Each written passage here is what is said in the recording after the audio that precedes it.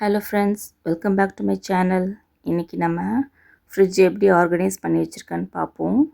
இது வந்து Samsung fridge 530 litres double door fridge. இதுக்கு முன்னாடி சின்னதாக வச்சுருந்தோம், அது ரிப்பேர் ஆனதுனால இது வாங்கியிருந்தேன். இந்த ஃப்ரிட்ஜ் வாங்கி நாங்கள் ஒரு 1 இயர் இருக்கோம். நல்லாவே யூஸ்ஃபுல்லாக இருக்கு நம்ம ஸ்டோர் பண்ணி வைக்கிறதுக்கு. ஏன்னா ரொம்ப சின்னதாக இருந்தால் ஒரே டைமில் ஃப்ரூட்ஸு, வெஜிடபிள்ஸ், ஃப்ளவர்ஸ்லாம் வாங்கும்போது நமக்கு பத்தாது மாவுலாம் வைக்கிறதுக்கு. இது வந்து எனக்கு காம்பேக்டாக இருக்குது.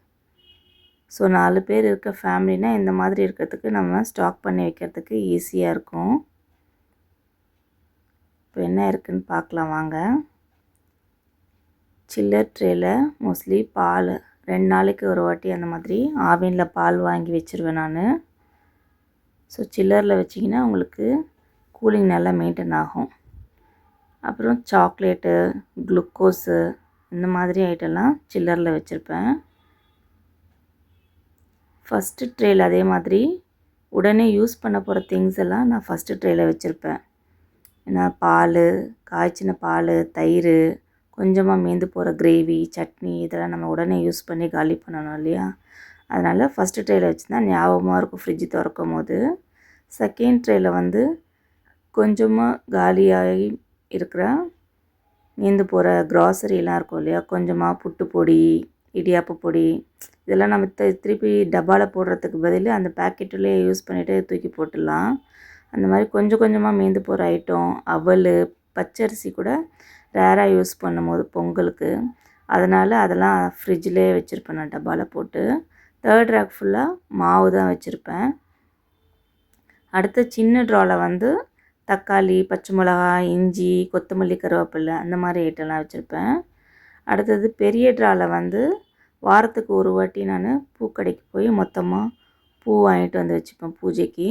ஸோ ஒரு பக்கம் ஃபுல்லாக பூவும், ஒரு பக்கம் ஃபுல்லாக அந்த வாரத்துக்கு யூஸ் பண்ணுறதுக்கான வெஜிடபிள்ஸும் ஸ்டோர் பண்ணி வச்சுப்பேன். இந்த ட்ராயர் நல்லா பெருசாக இருக்கிறதுனால நமக்கு நல்லாவே யூஸ்ஃபுல்லாக இருக்கும். ஏன்னா சின்னதாக இருந்தால் நம்ம 2-3 காய்கறி, பூ வச்சாலே நமக்கு ரொம்ப ஃபுல்லாகிடும். அதே மாதிரி சீசனல் டைமில் மாம்பழம், இந்த மாதிரி தர்பூசணியெல்லாம் நீங்கள் எவ்வளோ வாங்கி வேணாலும் ஸ்டாக் பண்ணிக்கலாம். அந்த ஃப்ரிட்ஜில் ஈஸியாக இருக்கும். அதுதான் இதோட ப்ளஸ்ஸு. அப்புறம் சைடில் வந்து ஏலக்காய் பொடி, திராட்சை, முந்திரி, எசன்ஸு இந்த மாதிரி ஐட்டம்லாம் வச்சுருப்பேன். இந்த கப்பில் வந்து நம்ம ஆர்டர் பண்ணால் கிடைக்கிற இந்த கெச்சப் வச்சுருப்பேன், பீஸாக்கு இதுக்கெலாம் கொடுக்குறது. ஏன்னா பசங்களுக்கு டிஃபன் பாக்ஸ் கொடுத்து அனுப்ப இந்த மாதிரி பேக்கெட் ஈஸியாக இருக்கும் அதுக்காக. இந்த ட்ரேயில் வந்து ரேராக யூஸ் பண்ணுற கேக்குக்கான ஐட்டம், சாஸு, கொக்கோ பவுடரு அதெல்லாம் வச்சுருப்பேன். நான் மோஸ்ட்லி ரேராக யூஸ் பண்ணுற ஐட்டம் எல்லாமே ஃப்ரிட்ஜில் வச்சுருவேன். ஏன்னா பூச்சி வராமல் இருக்கிறதுக்கு. கீழே வந்து டேட்ஸு, நட்ஸு, சீட்ஸு இந்த மாதிரி ஐட்டம்லாம் இந்த இதில் வச்சுருப்பேன்.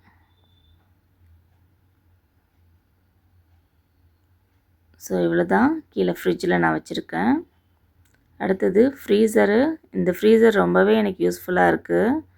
ஏன்னா நமக்கு தேவையானது ஸ்டாக் பண்ணுற அளவுக்கு இடம் நல்லா ஃப்ரீயாக இருக்கும். இந்த மாதிரி டப்பாலெல்லாம் மோஸ்ட்லி என்ன வச்சுருப்பேன்னா பயிருங்க ஊற வைக்கிறது எல்லாமே வச்சுருப்பேன். இந்த மாதிரி மொச்சை, கடலை, சுண்டல், பச்சை பயிறு இந்த மாதிரி எல்லாம் வாங்கினா ஃபுல் பேக்கெட் ஊற போட்டுட்டு மீதி ஃப்ரீசரில் வச்சுருவேன். ஏன்னா நம்ம நைட்டு ஊற போட மறந்துட்டோன்னா அடுத்த நாளைக்கு செய்கிறதுக்கு இதுவாக இருக்கும். அதனால் ஊற வச்சுட்டா நம்ம எப்போ வேணாலும் டக்குன்னு எடுத்து செஞ்சுக்கலாம். அது மாதிரி யூஸ்ஃபுல்லாக இருக்கும். அதனால் பயிர் ஃபுல்லாக ஊற வச்சுட்டு மீதி டப்பாவில் போட்டு வச்சுருவேன். இது வந்து பச்சை பட்டாணி சீசன் இல்லையா? அதனால் 2 கிலோ 3 கிலோ வாங்கி உரித்து இந்த மாதிரி ஃப்ரீசரில் பண்ணி வச்சுருவேன். 6 மாதம் ஆனாலும் அது நல்லாவே இருக்கும். இந்த மாதிரி கார்ன் கொஞ்சமாக வாங்கி வச்சுப்பேன். நம்ம உப்புமாவில், ஃப்ரைட் ரைஸு, பாஸ்தா அதிலெல்லாம் போடுறதுக்கு யூஸ்ஃபுல்லாக இருக்கும். அதே மாதிரி மஞ்சள் வந்து முழு மஞ்சள் வாங்கி அரைச்சி வச்சுருவேன் நான். கொஞ்சமாக சமையலுக்கு வெளில வச்சுட்டு மீதியை ஃப்ரீசரில் வச்சுருவேன், தேவைப்படும் போது எடுத்துக்கலான்ட்டு. அதே மாதிரி ரவை, சம்பா ரவை இந்த மாதிரி ரவையெல்லாம் கூட அதில் வச்சுருப்பேன். கவுனி அரிசி, ஏன்னா அது நம்ம எப்போ கஞ்சிக்கு வேணுமோ அப்போ தான் எடுப்போம். கவுனி அரிசிலாம் பூச்சி பிடிச்சிரும். அது கார்ன்ஃப்ளவரு அந்த மாதிரி ஐட்டம் எல்லாமே ஃப்ரீசரில் வச்சுருப்பேன். இது வந்து க்யூப்ஸ் வந்து நெல்லிக்காய். இது நெல்லிக்காய் இஞ்சி அதெல்லாம் போட்டு அரைச்சி வச்சுருப்பேன். தேவைப்படும் போது அது ஒரு டம்ளர் தண்ணியில் எடுத்து ஒரு க்யூப் போட்டு குடிக்க கரெக்டாக இருக்கும். தேங்காய் இந்த மாதிரி பீஸ் பண்ணி வச்சுக்கிட்டா ஈஸியாக இருக்கும். சட்னிக்கோ பொரியலுக்கோ எடுத்து போடும்போது 1 மாதம் ஆனாலும் கெட்டு போகாது. அதே மாதிரி சைடு ஃப்ரீசர் டோரில் வந்து இந்த மாதிரி கரம் மசாலா எக்ஸ்ட்ராவாக இருக்க கரம் மசாலா பேக்கெட்டோடு வச்சுருப்பேன். முழு தனியா, கெசகெசா, அப்புறம் ஃப்ரோசன் ஐட்டம் பசங்க ஏதாவது வாங்கினாங்கன்னா எப்படின்னா இந்த மாதிரி ஃப்ரெஞ்ச் ஃப்ரைஸ் அந்த மாதிரி. இது வந்து ஐஸ் க்யூப் பண்ணுறதுக்காக, ஃபேஸில் ரோல் பண்ணுவோம் இல்லையா அதுக்காக.